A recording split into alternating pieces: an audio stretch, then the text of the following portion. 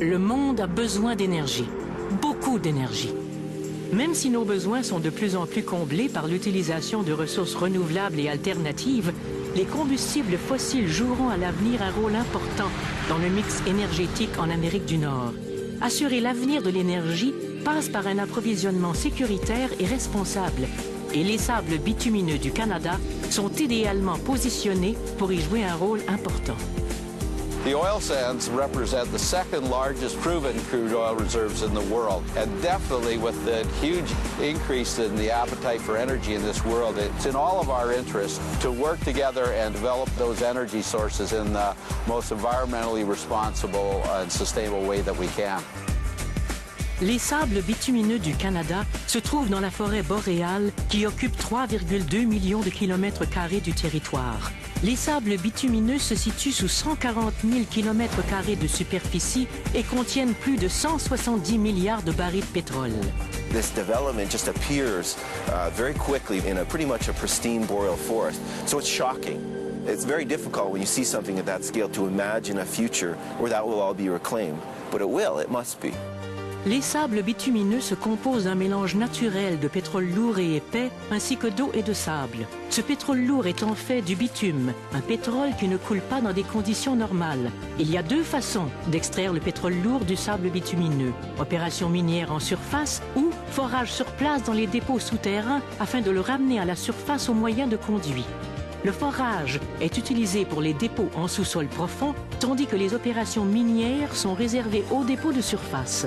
Environ 20% des réserves des sables bitumineux du Canada peuvent être exploitées par le procédé minier, ce qui affecte 3% du territoire. Voici un aperçu du procédé minier. First off, we'll remove the muskeg and put it in the external storage facilities for use later on in the reclamation effort. Next, we take the overburden, and we'll use the overburden for building tailing containment structures, most typically in pit. The steps following that is actually removing the oil sands, where we take and haul it to our in-pit crusher just down the way here. From there, it's hauled up the conveyor belt to the breaker building. At that point, it's introduced with hot water, and it's turned into a slurry, transported via pipeline down to the primary separation circuit, which is actually the first stage in separation. Following that, there's some treatment process into the plant, and our final product is shipped down to the Scotford upgrader. Les sous-produits miniers ou résidus contiennent de l'eau, du sable, de l'argile et du pétrole résiduel. Ils sont envoyés dans un vaste système de rétention appelé bassin de décantation. Les bassins de décantation font partie intégrante des mines bitumineuses. Leur but est essentiel, bien que souvent incompris. The water that is in the tailings pond is water that was used in the process. So this is water that was added to the sand that you see here, the sand and the bitumen.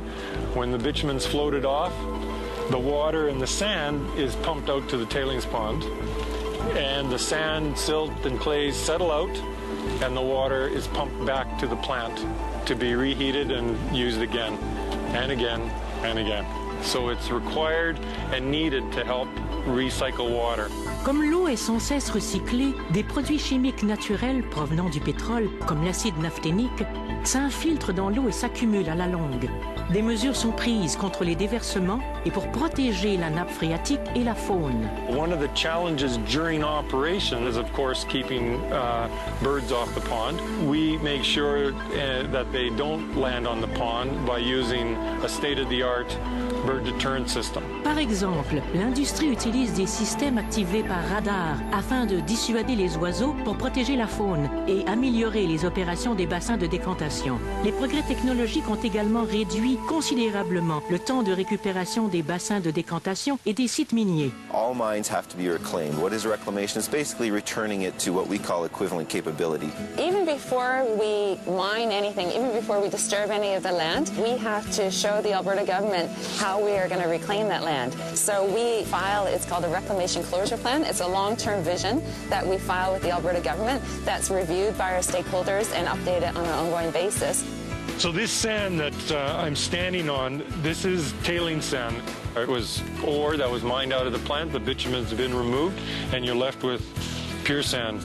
So what you're seeing, you won't see at the end of mine life. It'll be covered with a vegetation type, some similar to what you see behind me, and some that'll be more suitable for wetlands and other areas.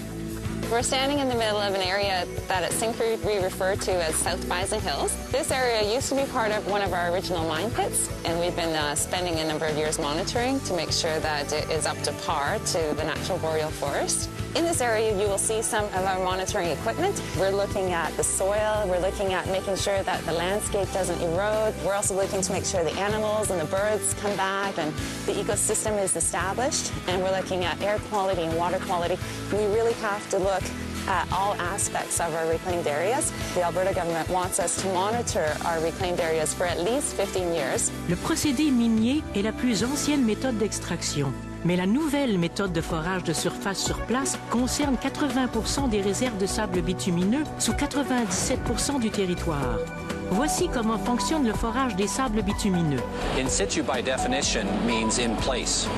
So with the in situ development, we are able to drill from well pads, which take up much less footprint on surface to access or recover the bitumen underground as compared to surface mining. We access that bitumen by drilling two horizontal well pairs called SAGD well pairs. SAGD is the acronym for Steam Assisted Gravity Drainage. We inject steam into the upper well. That steam rises and condenses against the cooler bitumen and sand, allowing the bitumen to flow to the lower production well.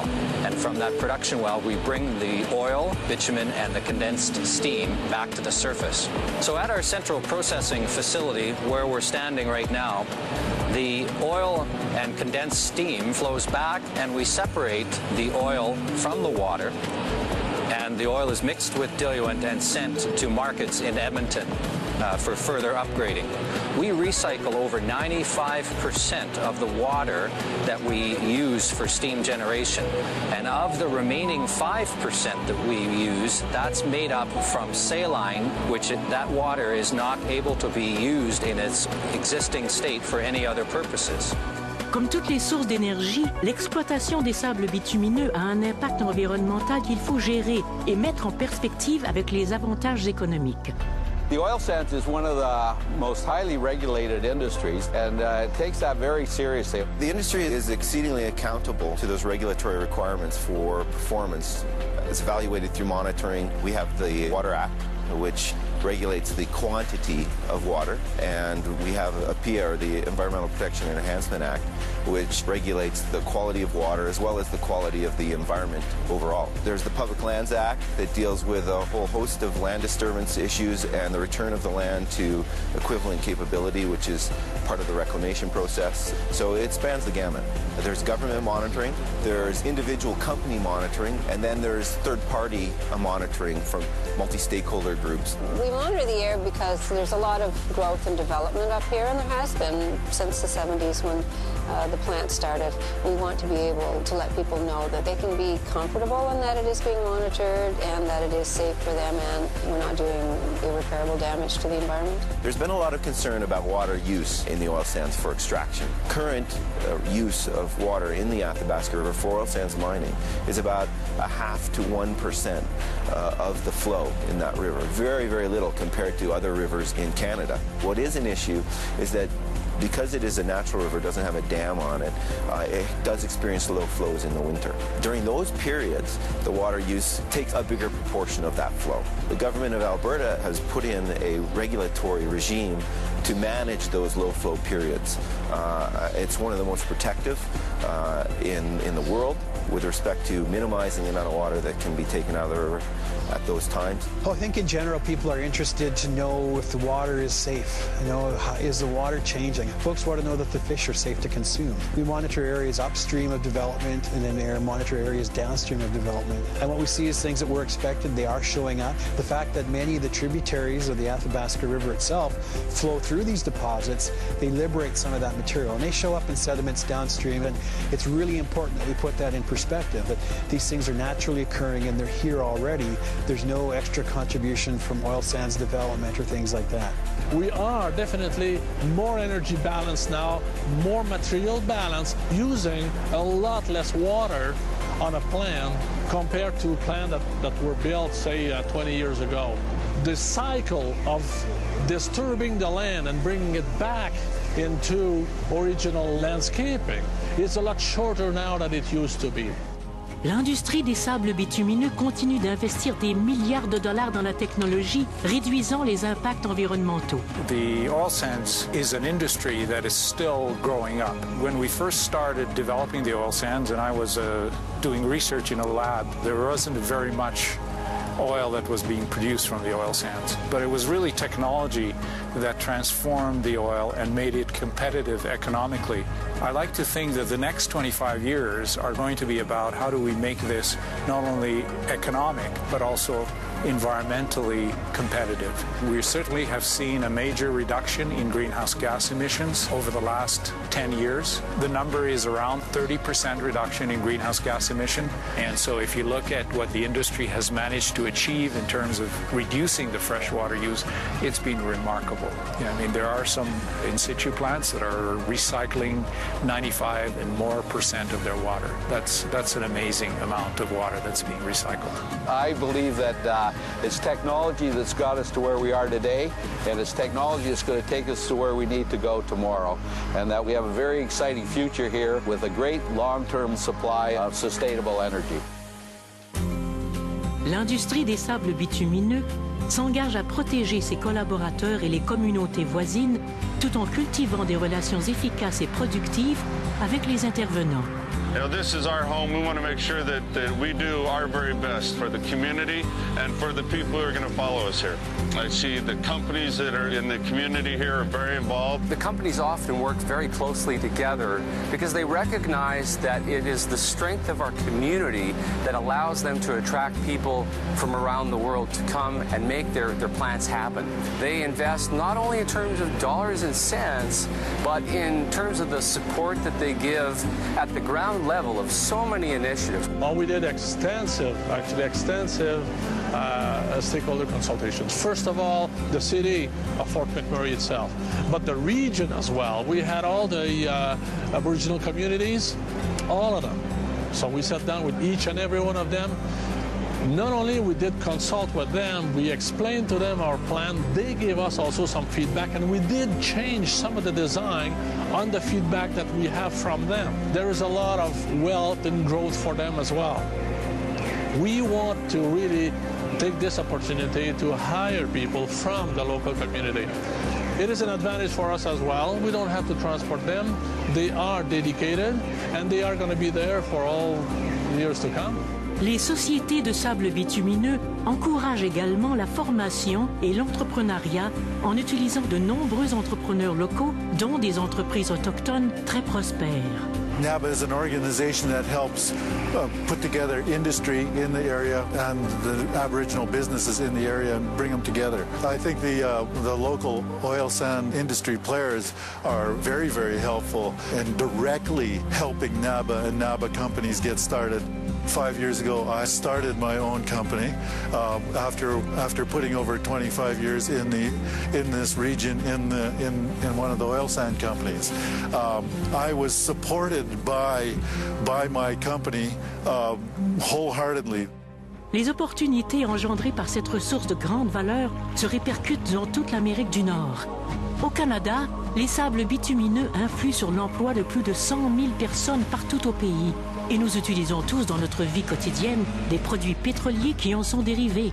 We cannot say that the oil sand is an Alberta affair. It is a Canadian undertaking. There's no doubt about it. The estimate is over the period 2000 to 2020 is the industry will create over $1 trillion worth of gross domestic product advantage to Canada. And we should point out that a good portion of that improvement flows to the other provinces, in particular Ontario, Quebec, which are still the manufacturing heartland of this country. I think Canada is very well positioned right now in terms of worldwide energy with the oil sand. Canada has huge reserves, first of all.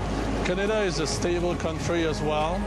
We do have also a network and an infrastructure to really move this oil at a very, very reasonable price, and it's a very secure kind of commodity as well for North America. Canada and the U.S. are key energy partners. It's like no other relationship between any other two countries in the world. As we move towards a less carbon-intensive economy, oil and gas supplies to the U.S. will continue to be key national security concerns.